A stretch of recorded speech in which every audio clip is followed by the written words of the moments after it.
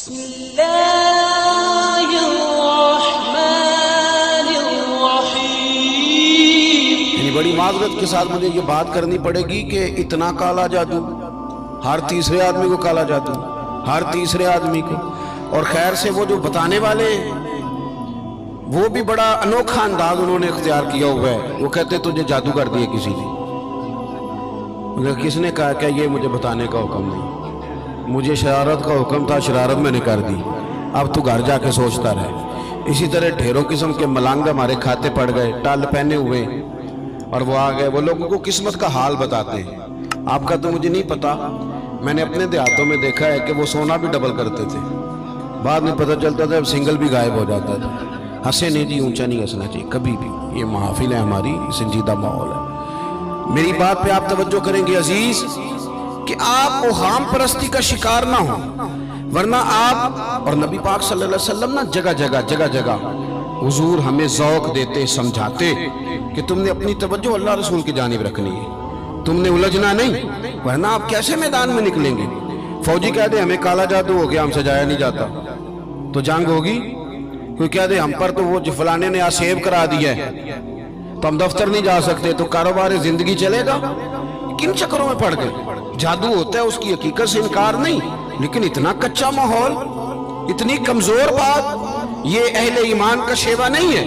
آپ مضبوط رہیں۔ عارف رومی رحمت اللہ علیہ فرماتے ہیں میں کبھی بھی زندگی میں کوئی بات اس لیے نہیں کی کہ مجمع ہنسے، اور ہنسنا ویسے بھی شریعت میں مسکرانا ہے، کہہ کا لگا کے تو روٹین میں بھی ہنسنے سے پرہیز کرنی چاہیے۔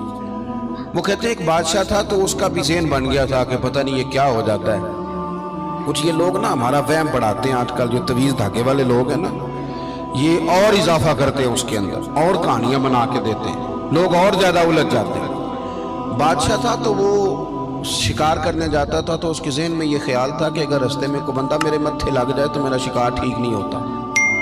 تو وہ کیا کرتا، وہ جب سفر کے لیے نکلتا تو لوگوں سے کہتا سارے رستے خالی کرا دو، میں نے شکار کے لیے جانا ہے۔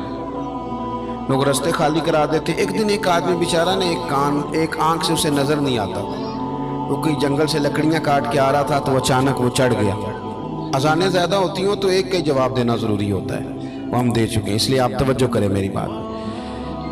تو وہ بیچارہ چڑھ گیا لکڑ ہارا سڑک پہ، اس کے سپاہیوں نے بندے تو بڑے ہٹائے تھے پر یہ غلطی سے آ گیا، انہوں نے پکڑ لیا، بادشاہ کے سامنے پیش کیا۔ بادشاہ کہنے لگا تمہیں نہیں پتا کہ میرے رستے میں کوئی آئے تو میرا شکار نہیں ٹھیک ہوتا، اس کو باندھ دو۔ دھوپ بڑی سخت تھی، درخت کے ساتھ باندھ دیا، کہا جا رہا ہوں، واپس آتا ہوں، اگر شکار ٹھیک ہو گیا تو چھوڑ دوں گا ورنہ اسے قتل کر دوں گا۔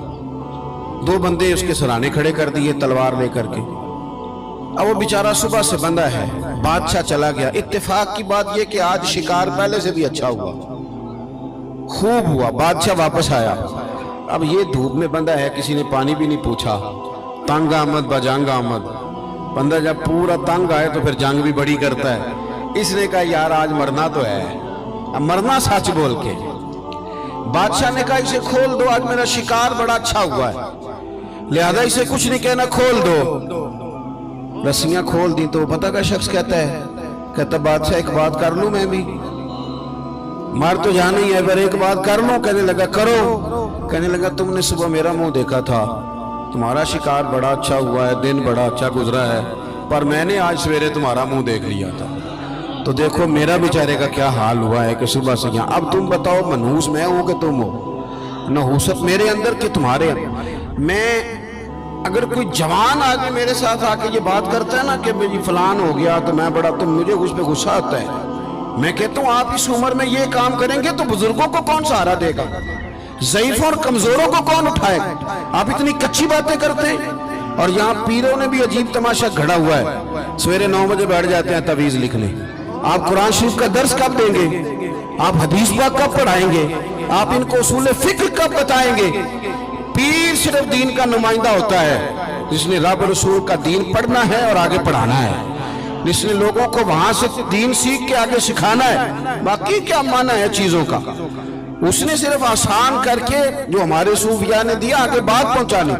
دین سیکھنے سکھانے کا نام پیری مریدی ہے، اس کا کوئی اور معنی ہے ہی نہیں سرے سے۔ کہاں سے آ گئی یہ ساری چیزیں؟ حدیث سنیے، بخاری میں موجود ہے، مسلم میں موجود ہے۔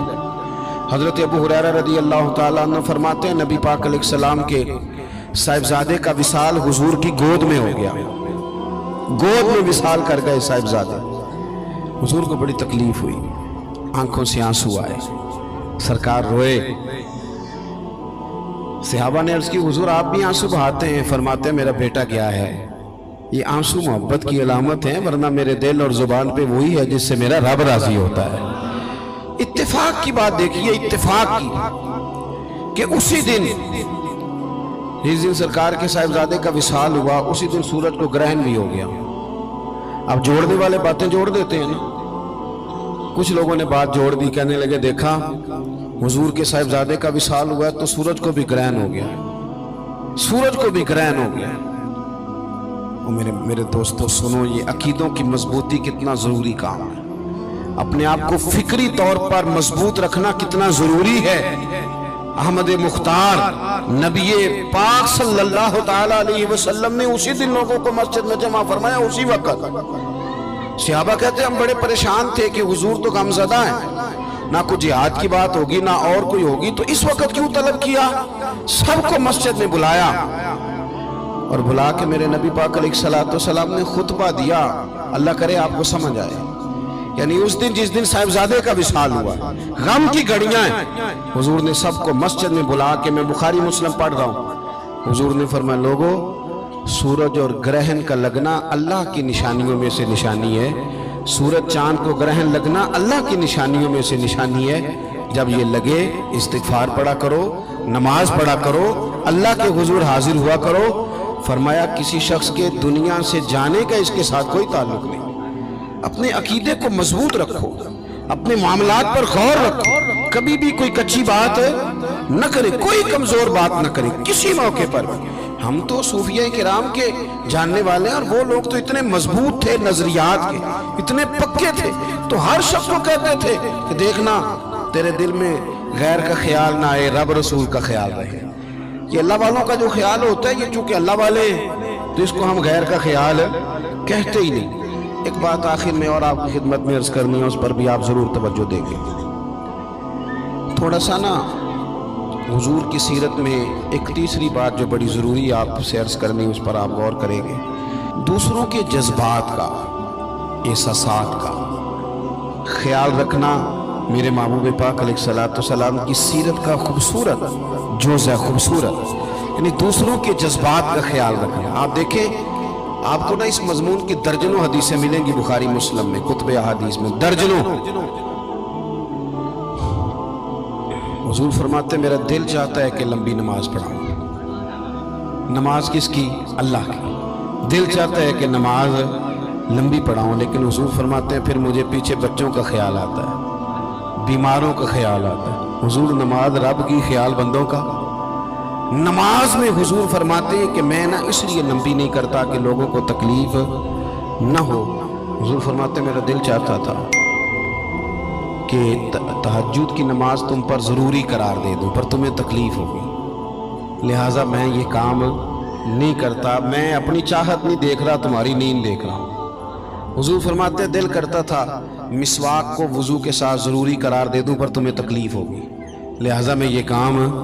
آپ میری بات سمجھ رہے ہیں بھائی؟ اتنا احساس۔ مسلم شریف میں حدیث ہے، سرور کائنات صلی اللہ تعالیٰ علیہ وسلم کی خدمت میں عرض کیا گیا حضور یہ امام ہے، یہ لمبی نماز پڑھاتے ہیں۔ ظاہر ہے وہ قرآن شریف ہی پڑھتے ہوں گے، اچھے جذبات کے ساتھ کرتے ہوں گے، لیکن حضور نے بڑے ان کو تنبیہ فرمائی اور فرمایا میں لوگوں کو دین کے قریب کرتا ہوں تو دور کرتا ہے۔ جب لوگوں کو نماز پڑھائے تو اعتدال کے ساتھ پڑھا، درمیانے طریقے، خود پڑھ تو جتنی مرضی پڑھ، تھوڑا سا نا جذبات کا خیال۔